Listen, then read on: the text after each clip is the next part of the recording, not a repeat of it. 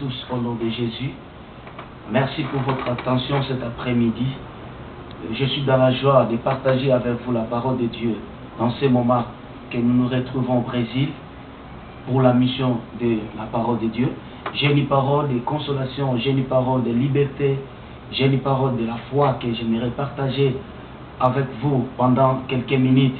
Nous allons lire la parole de Dieu qui se trouve dans le livre de Galates. Je vais lire en français et nous sommes ensemble avec notre pasteur Ricardo qui est ici au Brésil. Précisément, il dirige une église au Paraguay. Lui, il va nous aider pour la lecture en portugais. Je lis au nom de Jésus. C'est pour la liberté que Christ alias, nous a affranchis. Demeurez donc ferme et ne vous laissez pas mettre de nouveau sous les jougs de la servitude. O pastor Ricardo vai nos ajudar em português. A paz do Senhor. A palavra de Deus diz assim, em Gálatas, capítulo de número 5, versículo de número 1. Para tal liberdade é que Cristo nos libertou. Portanto, ficai firmes e não vos deixeis restringir novamente num jugo de escravidão. Amen. Ça, c'est un bon passage de la Bible que l'apôtre Paul est en train d'adresser au peuple de Galates.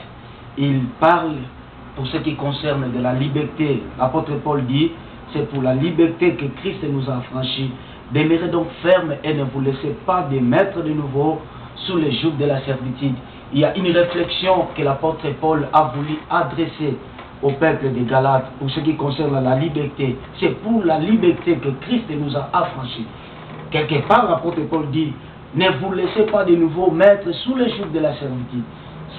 Il y a des gens dans ce monde que Christ a donné la liberté, mais par manque de fermeté, par manque de garder leur foi, beaucoup de gens sont rentrés sous le joug de la servitude. Voilà pourquoi nous voulons partager quelque chose sur ce qui concerne la liberté. Mais bien aimé, la liberté est le souhait de Dieu. La liberté est la volonté de Dieu. Ou qu'est-ce que nous pouvons appeler la liberté? La liberté, c'est l'affranchissement total de l'homme. La liberté, quand nous parlons de l'affranchissement, nous voyons l'esprit de l'homme libéré, nous voyons l'âme de l'homme libérée et nous voyons le corps de l'homme libéré. La liberté, c'est l'affranchissement total, comme nous venons de dire. Le souhait de Dieu, le souhait de Jésus-Christ est que son peuple puisse vivre la liberté totale. Il y a beaucoup de gens dans le monde que nous vivons actuellement qui sont sous la servitude, qui sont sous le joug de l'esclavagisme de Satan. Mais le Seigneur, cet après-midi, souhaite la liberté pour son peuple. Mais pour vivre la liberté, il y a des étapes, mes frères. Il y a des moments, il y a des moyens, il y a des chemins qui peuvent nous amener pour expérimenter, pour vivre la liberté de Dieu. Voilà pourquoi j'aimerais partager avec vous quelques points, quelques étapes qui peuvent nous amener d'expérimenter et de vivre la liberté de Dieu. Le fait de venir à l'église, cela ne signifie pas que vous êtes libéré. Le fait de chanter à l'église, cela ne signifie pas que vous êtes libéré. Le fait de servir le Seigneur, cela ne signifie pas que vous êtes libéré. Mais bien aimé, tu peux venir à l'église, tu peux chanter, tu peux être serviteur, mais aussi longtemps en vivant sous le joug de la servitude. Comme nous venons de dire, il y a beaucoup de gens qui étaient libérés par le Seigneur, mais par manque de fermeté, ils sont rentrés sous le joug de la servitude. Vous qui se retrouvez maintenant sous le joug de la servitude, qu'est-ce que vous pouvez faire pour sortir de cet état, pour sortir sous le joug de l'esclavagisme? La première chose que vous devez faire, vous devez passer à la première étape qui est le renoncement de tout ce qui était votre vie du passé, de tout ce qui était une vie qui ne glorifiait pas le Seigneur. Tu dois renoncer à toute pratique du passé, à toute pratique qui ne glorifiait pas le Seigneur, à toute vie honteuse que vous savez, plutôt je vais parler en portugais, toute vie que vous avez auparavant. Le Seigneur souhaite la liberté, le Seigneur souhaite que vous puissiez renoncer à cette vie. Le renoncement, c'est l'abandon total de toute vie mauvaise que vous avez amenée auparavant. C'est l'abandon de la vie honteuse que vous amenez à la présence de Dieu. Le renoncement, c'est abandonner les péchés. Le renoncement, c'est abandonner tout ce qui ne glorifie pas le Seigneur. Entrer dans la vision de Dieu. Entrer dans la vision de servir le Seigneur. Abandonner tout ce qui ne glorifie pas le Seigneur. Pour arriver à la liberté, pour vivre la liberté. Mes frères, la deuxième étape, il faut être revêtu de l'esprit du pardon. Il y a un livre qui nous dit la liberté, plutôt le pardon, c'est une puissance qui libère. Bien-aimés, si vous pardonnez, c'est alors que vous allez être libérés. Il faut être revêtu de l'esprit du pardon, c'est alors le Seigneur va vous libérer. Car la Bible dit, si vous pardonnez aux autres, le Seigneur vous pardonnera aussi.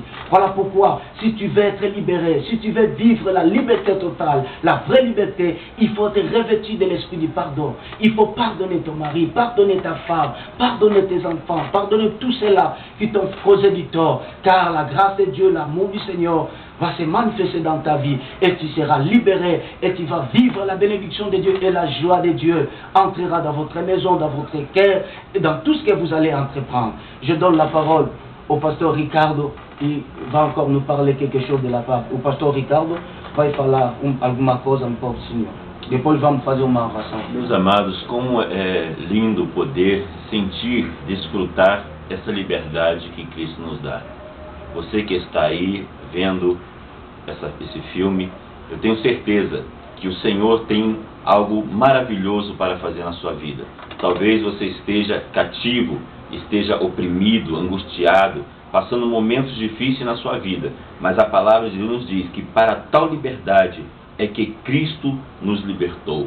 Essa tal liberdade é uma liberdade abundante, é uma liberdade que só Deus mesmo que pode fazer isso na vida do ser humano. Portanto, nós vamos estar orando por você.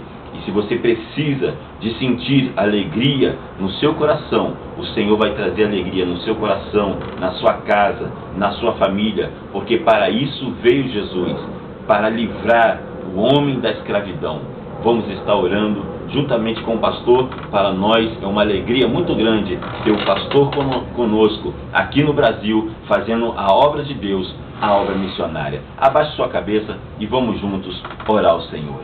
Senhor Deus eterno, glorificamos o Teu nome, Senhor. Ó Deus, porque sabemos que a Tua palavra é poder, Senhor.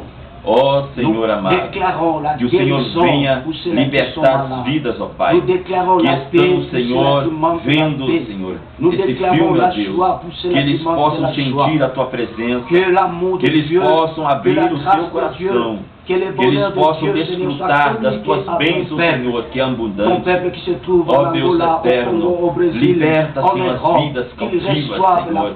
Liberta da opressão, Senhor, das cadeias, Senhor, que está oprimindo as vidas no pecado, no engano, na mentira, Senhor. Oh, em nome de Jesus, que todo espírito do mal, que todo espírito de feitiçaria, que todo espírito maligno seja repreendido pelo Teu poder, Senhor. Nós oramos crendo que a vitória é daqueles que crêem em Teu nome. E em nome de Jesus, intercedemos por essas vidas.